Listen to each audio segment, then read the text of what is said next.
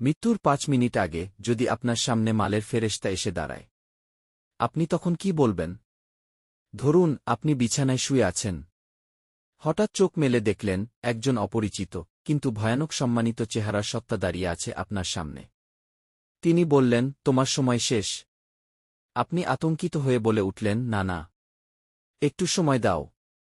আমি তো এখনও তওবা করিনি, নামাজ ঠিকমতো পড়িনি, মায়ের সঙ্গে খারাপ ব্যবহার করেছি, হারাম ছেড়ে উঠতে পারিনি।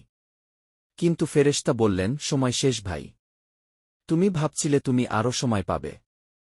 কিন্তু আখিরাত কখনো কারো জন্য অপেক্ষা করে না। তুমি তো সময় পেয়েছিলে। পেয়েছিলে দিনের পর দিন, রাতের পর রাত।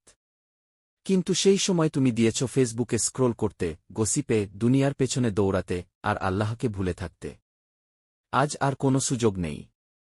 আজ আর তাওবার দরজা খোলা নেই। আজ আর ফিরে আসার সুযোগ নেই। একটিমাত্র প্রশ্ন থেকে যায়, তুমি কি প্রস্তুত? আজই ফিরে আসো। কারণ তুমি জানো না ফেরেশতা কখন তোমার দরজায় কড়া নাড়বে।